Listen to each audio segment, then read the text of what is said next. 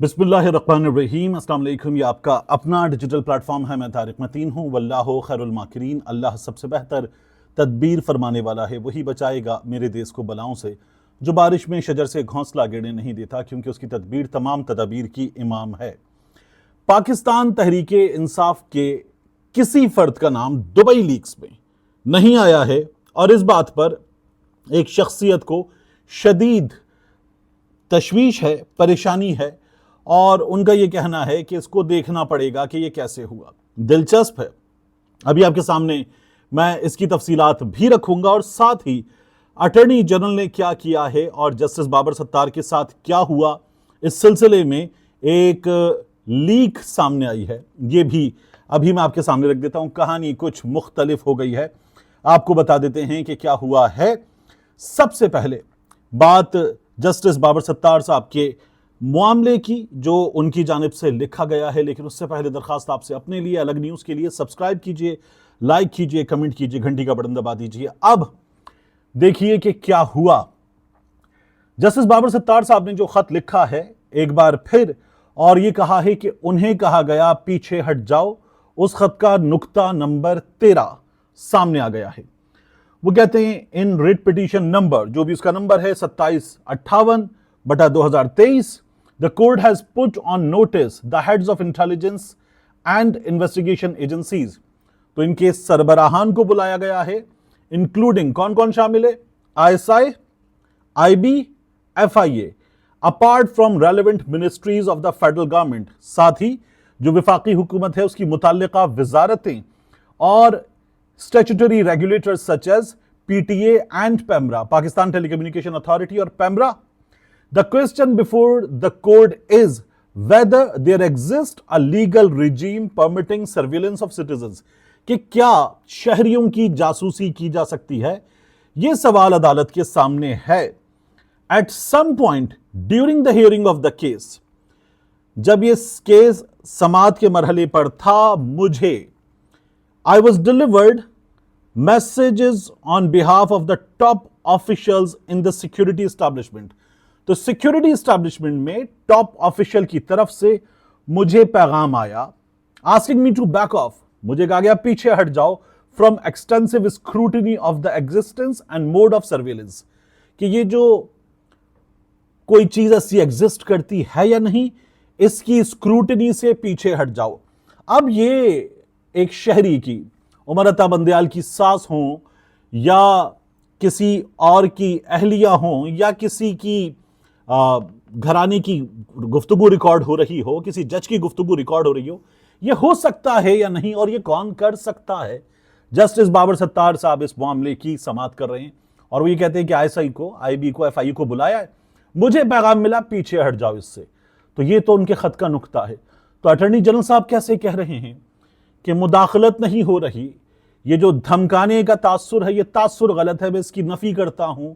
फिर उसके बाद हमारे सामने आजम नसीर तारड़ भी आ गए, उनके साथ हमारे सामने अता तारड़ भी आ गए, और ये बताना शुरू कर दिया कि ये कौमी सलामती के मामलात हैं। किसी शख्स के घर की गुफ्तगू रिकॉर्ड करना ये कौमी सलामती के मामलात हैं।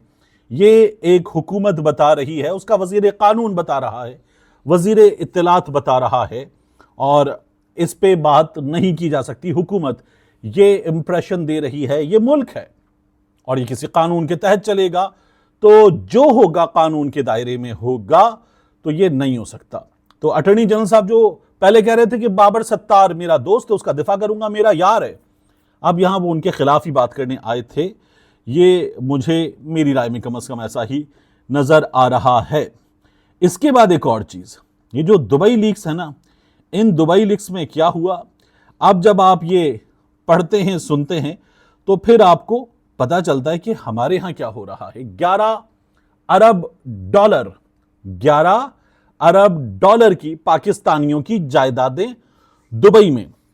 एक बैनुल-अक़वामी इदारा है, इस बैनुल-अक़वामी इदारे ने मुश्तरका तौर पर तहकीकात की हैं। ये जो तहकीकात हैं मुश्तरका तौर पर इस बैनुल-अक़वामी इदारे की, इसमें क्या निकला है? इसमें निकला यह है कि हमारे यहाँ पाकिस्तानी जो हैं और दुनिया भर की शख्सियात, $400 अरब दुनिया भर की शख्सियात के पैसे हैं, पाकिस्तानी दूसरे नंबर पर हैं, पहले नंबर पे भारतीय हैं, 11 अरब डॉलर की जायदाद खरीदी है पाकिस्तानियों में।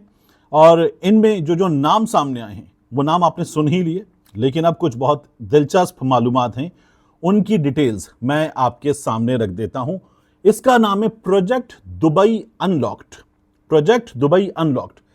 दुबई में लाखों जायदादों का ये तफसीली जायजा है, इनकी मिल्कियत या इस्तेमाल के बारे में मालूमात फराहम करता हुआ ये डाटा ज्यादातर 2020 का है। 2022 के दरमियान कंपनियों के नाम पर खरीदी गई जो जायदादें हैं वो नहीं है इसमें। जो कमर्शियल जायदादें हैं तिजारती इलाकों में वो इसमें नहीं है, क्योंकि वहां दुबई जैसी जगह के मेरी राय में जो मुफादात हैं वो कंप्रोमाइज होते हैं, तो वो इसमें नहीं है। अब ये जो डाटा है, सेंटर फॉर एडवांस स्टडीज इसने ये डाटा हासिल किया, वॉशिंगटन डीसी में वाक़े एक गैर मुनाफा बख्श तंजीम। उसके बाद इसे नॉर्वे के मालियाती आउटलेट E24 नॉर्वे का और organised crime and corruption reporting project के साथ इसको शेयर किया गया। 58 मुमालिक हैं, 74 मीडिया आउटलेट्स हैं। पाकिस्तान में डॉन और द न्यूज इसके पार्टनर हैं। ये जो जंग वालों का द न्यूज है और डॉन अखबार, ये इसके पार्टनर हैं। 6 माह की तफ्तीश है, उसके नतीजे में मरबूत किया गया है, तरतीब दिया गया है। फैसल वाउडा ने गुज़श्ता रोज टेलीविजन पे बैठ के इस बारे में क्यों बता दिया था, क्योंकि इन तमाम अफराद को, जिन पाकिस्तानियों के नाम आए हैं, इनको लिखा गया कि बताइए आपका नाम है, आपकी जायदादें हैं, इनके हवाले से हमारे सवालात हैं, जवाब दीजिए। किसी एक ने भी जवाब नहीं दिया है। अब मैं इसकी तफसीलात आपके सामने रख देता हूं। देखिए, प्रॉपर्टी लीक्स में पाकिस्तान में आसिफ अली जरदारी साहब के 3 बच्चों का नाम है। मियां नवाज शरीफ के बेटे हुसैन नवाज शरीफ का नाम है। मौजूदा वजीर दाखिला साबिक निगरान वजीर आला पंजाब मोहसिन नकवी, इनकी अहलिया का नाम है। शर्जील इनाम मेमन सिंध के वजीर इत्तलात, उनके खानदान के अफराद का नाम है। कुछ सेनेटर्स का नाम है। मरहूम जनरल परवेज मुशर्रफ का नाम है। साबिक वजीर आजम शौकत अजीज साहब, उनका नाम है। 1 दर्जन से जायद रिटायर्ड जर्नैलों का नाम है। एक पुलिस चीफ का भी इसमें नाम है। एक सफीर का नाम है। एक साइंसदान का नाम है। और ये सभी जायदादें बराह रास्त अपने बच्चों के या अपनी अहलिया के जरिए इन जायदादों के ये लोग मालिक थे। अब इसमें मजीद क्या हुआ, जनवरी 2018 में आसिफ अली जरदारी ने टैक्स साल 2014-2016 के लिए अपने वेल्थ स्टेटमेंट पर नजरसानी की। जनवरी 2018 में की। वो 4 साल पहले तोहफे के तौर पर मिलने वाली गैर मुल्की जायदाद का ऐलान करना चाहते थे। जनवरी 2018 में 4 साल पहले की जायदाद का ऐलान। क्या था ये मामला? ये वो वक्त था जब सुप्रीम कोर्ट ने पाकिस्तानियों के गैर एलानिया गैर मुल्की असासों का अज खुद नोटिस लिया था। अब जब आसिफ अली जरदारी साहब ने यह ऐलान किया था, उस वक्त तक जरदारी साहब ने इसे किसी को तोहफे में दे दिया था। उनके खिलाफ मनी लॉन्ड्रिंग के इल्जामात की तहकीकात के लिए बनाई गई जो JIT थी, उसकी जानिब से जब उनसे सवाल किया गया तो जरदारी साहब ने कहा कि शायद, ये द न्यूज ने ऐसी लिखा, शायद उन्होंने अपनी बेटी को तोहफे में दिया हो, लेकिन उनसे कहा गया ये शायद क्या होता है, आप बताइए। तो जरदारी साहब ने बावजूद इसरार के इसे बताया नहीं था, लिख कर नहीं दिया था। साल 2014 में जाली अकाउंट्स केस में आसिफ अली जरदारी के साथ शरीक मुलजिम थे अब्दुल गनी मजीद। इन्होंने अपने वेल्थ स्टेटमेंट में ऐलान किया कि इन्होंने 329 मिलियन रुपए यानी तकरीबन 33 करोड़ रुपए का तोहफा दिया, लेकिन ना तो इसकी टाइप ना ही इसको वसूल करने वाला, तोहफा तो वसूल करने वाला कौन है इसका जिक्र नहीं किया। लेकिन जब JIT ने मार्च 2014 में दुबई में एक पेंट हाउस की खरीदारी के बारे में एक डॉक्यूमेंट हासिल कर लिया, तो प्रॉपर्टी लीक्स के डाटा से अब पर्दा उठाया गया है कि अब्दुल गनी मजीद ने यह जायदाद आसिफ अली जरदारी को तोहफे में दी थी।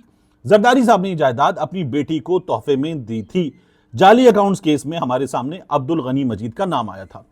इसी तरह से इसके ओमनी ग्रुप के chief financial officer Aslam Masood और उनकी अहलिया को भी इस डाटा में कई जायदादों का मालिक दिखाया गया है।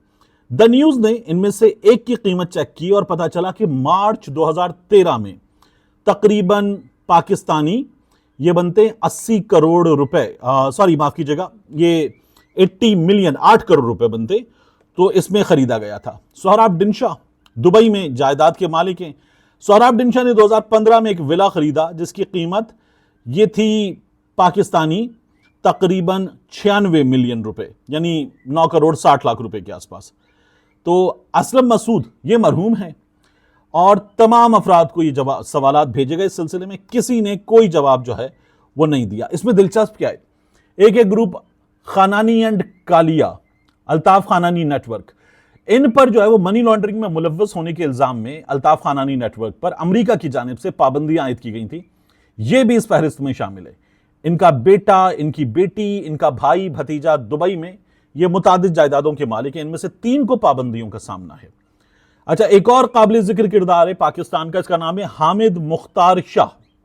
ये रावलपिंडी में बेस्ड एक फिजिशियन है, ये एक सर्जन है। ये पाकिस्तानी मजदूरों को अगवा करता था, इनके गुर्दे निकालता था, इसे बेचता था। अमेरिका ने ये तमाम चीजें फाइंड आउट की और इस पर पाबंदी आयद की थी। ये जो हामिद मुख्तार शाह है, ये भी द न्यूज़ की खबर के मुताबिक इसमें मुताद्दिद जायदादों का मालिक है। फिर इसमें यह भी इंकिशाफ हुआ कि मोहसिन नकवी साहब, इनकी अहलिया दुबई में जायदाद की मालिक हैं और रवां बरस मार्च में सेनेट का जो इलेक्शन हुआ उसके लिए जमा कराए गए कागजात में मोहसिन नकवी ने इस बारे में नहीं बताया था। अब इसकी डिटेल क्या है मोहसिन नकवी के मामले की। मोहसिन नकवी की जो अहलिया हैं, ये अरेबियन रेंचेस में 5 बेडरूम वाला बड़ा विला इसकी मालिक हैं और मोहसिन नकवी की अहलिया ने इस विला से तकरीबन 45 मिलियन 4 करोड़ 50 लाख रुपए के करीब जो है वो किराए की आमदनी भी हासिल की।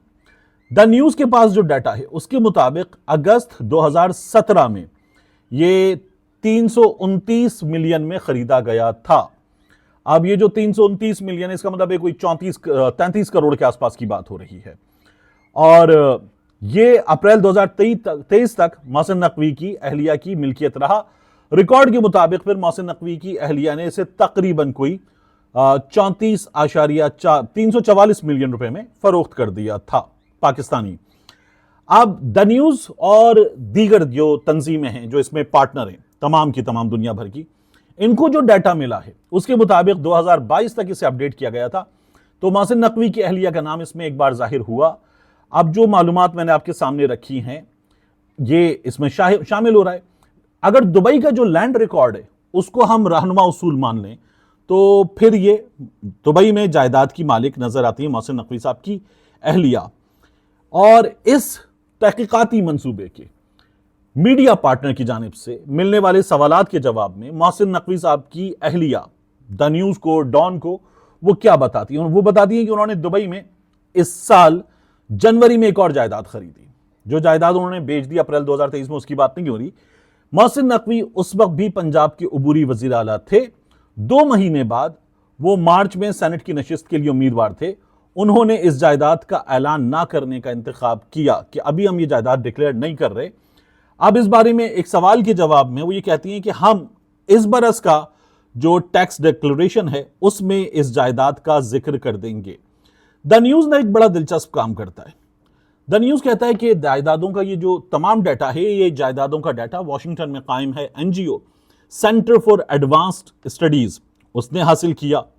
फिर फाइनेंशियल आउटलुक, ये आउटलेट है फाइनेंशियल आउटलेट E24, इसके साथ शेयर किया। और organised crime and corruption reporting project, इस तंजीम से इसको शेयर किया गया। 6 माह की तफ्तीश हुई, जायदादों के मालिकों का पता चला। अब आखिर में इन्होंने वजाहत क्या दी है? ये जंग अखबार ने, द न्यूज़ ने, पाकिस्तानी इदारों ने वजाहत दी है। इस बात की वजाहत जरूरी समझते हैं कि पाकिस्तान से बाहर किसी फर्द का किसी जायदाद का मालिक होना अज खुद कोई गैर कानूनी सरगर्मी नहीं। बहुत से लोगों के पास बैरून मुल्क जायदादें होती हैं क्योंकि या तो उन्होंने बैरून मुल्क काम किया होता है या उन असासों को खरीदने के लिए अपनी टैक्स शुदा आमदन का इस्तेमाल किया होता है। ये उनके मुताल्लिका मुल्कों में टैक्स हुक्काम के लिए है कि वो मामले की कानूनी हैसियत का फैसला करें। जंग ये बता रहा है कि दुबई में भी है किसी की जायदाद तो कोई गैर कानूनी बात नहीं है। ये बात ऐसे नहीं देखी जाएगी। अब मोहसिन नकवी साहब की अहलिया का मामला हो, जरदारी साहब के बच्चों का मामला हो, जो इसमें फैसल वाउडा का भी नाम आया। फैसल वाउडा क्या कह रहे हैं? फैसल वाउडा की चीखें हैं। फैसल वाउडा साहब ये कह रहे हैं कि पीटीआई के किसी फर्द का जिक्र नहीं है। यानी एक बार फिर इस तरह का इंप्रेशन दिया जा रहा है कि देखिए जी पीटीआई वाले बच गए। मतलब ये कोई द न्यूज की इन्वेस्टिगेशन नहीं थी, ये दुनिया अखबार की इन्वेस्टिगेशन ARY की नहीं थी, जियो की नहीं थी। ये एक इंटरनेशनल इदारा है, उसने पाकिस्तान में मीडिया पार्टनर, पाकिस्तानियों की बड़ी जायदादें थी, उनके लिए इंतखाब किया। द न्यूज का, डॉन का बड़े इदारे हैं, और उसके नतीजे में सब कुछ सामने आया है। तो फैसल वाउडा साहब जिस तरह बता रहे PTI की किसी बंदे का, ये पहले भी हुआ था पनामा पे, नवाज शरीफ निशाना पनामा में। नवाज शरीफ निशाना क्या PTI ने अपने पास से लाकर कर दिया? वो पनामा लीक्स थी, उन पनामा लीक्स में नवाज शरीफ का नाम आया था। आप लोग ये कहते थे नवाज शरीफ इतना बड़ा लीडर है कि उसके खिलाफ आलमी साजिश हो गई। फैसल वाउडा साहब इतने बड़े लीडर हैं कि उनके खिलाफ तो सब कुछ आ गया, PTI वालों का नहीं आया। तो फैसल वाउडा साहब ये कहते हैं कि सबको नत्थी करके एक डोजियर जारी किया जा रहा है। फहरिस्त में ऐसे लोग भी शामिल हैं जो ईमानदार हैं, और बात यह है कि अब ये ईमानदार हैं या ये ईमानदार नहीं है, ये फैसला जो है ना पाकिस्तानी अथॉरिटीज को करना चाहिए। मामला अदालत में जाना चाहिए, अदालत से इसकी तमाम तर तफसीलात मांगे और कहे कि बताओ हमें, इनका पाकिस्तानी जो टैक्स डिपार्टमेंट है उसमें ऐलान दिखाओ, डिक्लेरेशन दिखाओ, और बताओ कि क्या कुछ है। शर्जील इनाम मेमन साहब आ गए ना, वो कह रहे हैं जी सब कुछ डिक्लेयर्ड है, पहले से अवाम के इल्म में है, ये बताया हुआ है। शर्जील इनाम मेमन साहब की जो अहलियां हैं, उनके दुबई में मल्टीपल बिजनेसेस हैं, ये भी हमें इन्हीं लीक्स के जरिए पता चल रहा है। शर्जील साहब कह रहे हैं जी ये भी मेरे डॉक्यूमेंट्स में डिक्लेयर्ड चीजें, तो कुछ भी छुपाया नहीं है, ये बात हो रही है। अब हमारे अथॉरिटीज, हमारे हुक्काम जो हैं, वो जर्नैलों का मामला हो, पुलिस चीफ का मामला हो, गुर्दे बेचने वाले डॉक्टर का मामला हो, फैसल वाउडा का मामला हो, शर्जील इनाम मेमन का मामला हो, लेकर बैठे ये तमाम जायदादें, ये तमाम तर तफसीलात, और बताएं कि लाओ भाई बताओ कि ये कैसे खरीदा था, इसकी आमदनी कहाँ है, तुम्हारे पाकिस्तानी डॉक्यूमेंट्स में कहाँ है, और ये डॉलर तुमने पाकिस्तान से बाहर कब भेजे थे, इसकी डिटेल भी दो। और ये जो पाकिस्तान से बाहर पैसे भेजे, इसकी जब डिटेल दोगे तो हमें ये पता चलेगा कि हमारे मुल्क से डॉलर गया कैसे है। तो फैसल वाउडा साहब जो है वो बड़े जोरों शोर के साथ हमें बहुत सारी चीज़ों पर, बहुत कुछ बड़े बड़े लोगों पर इल्ज़ाम लगाते हुए नजर आते हैं। बताएं ना, तमाम तर तफसीलात हमारे सामने रखें, क्योंकि ये जो हमारे इदारे ये छापने के बाद कह रहे हैं कि नहीं जी कुछ भी नहीं है, कोई बड़ी चीज़ नहीं है, ये तो हो जाता है, बैरून मुल्क लोगों की जायदादें होती हैं। अब इस इदारे ने खुद लिखा क्या है, वो ये कहते हैं Dubai is not the only city where criminals and kleptocrats have been known to clean their cash through real estate, but experts say it has several points of appeal, particularly for those on the run from Western law enforcement or sanctions। तो जो लोग अपने अपने मुल्कों में कवानीन से बचते हैं और हिसाब देने से बचते हैं, वो दुबई में पैसा लाके पार्क करते हैं, यहां की रियल एस्टेट में पैसा लाके डाल देते हैं। फिर आगे लिखा हुआ है until recently the United Arab Emirates lacked extradition treaties with many countries, making it a go-to destination for fugitives from around the globe, while authorities have increased cooperation with foreign law enforcement in recent years. It is still known for inconsistent responses to extradition requests। तो Dubai जो है उसके मामलात इतने सीधे नहीं हैं। अब मियां नवाज शरीफ साहब, आसिफ अली जरदारी साहब, उनके खानदान के लोगों के एक बार फिर नाम आ रहे हैं। पाकिस्तान में हम दुनिया भर से कह रहे हैं लाओ पैसा, यहां लाके पैसा लगाओ और इस पैसे से पाकिस्तान में इन्वेस्ट करो, हम तुम्हें इस पर एक अच्छा माहौल भी देंगे इन्वेस्टमेंट का, और तुम्हारे पैसे तरक्की होगी, दिन दोगुनी रात चौगुनी तरक्की होगी। पाकिस्तान में माहौल साजगार है, दुनिया को बता रहे हैं पाकिस्तान में माहौल साजगार है, अपने पैसे ले जाके दुबई में रख रहे हैं। अगर साजगार है तो लाओ पैसे, अपने पैसे लगाओगे तो दुनिया कहेगी यार इसने अपने पैसे भी लगा दिए, हम भी लगा देते। ये अपने पैसे का भी दिफा करेगा, पाकिस्तान में माहौल बेहतर पैदा करेगा, हम भी कमाएंगे, ये भी कमाएगा। लेकिन जब आप खुद करेंगे नहीं तो दुनिया क्यों पैसे लाएगी। मिलते हैं इंशाल्लाह आपसे अगली वीडियो में।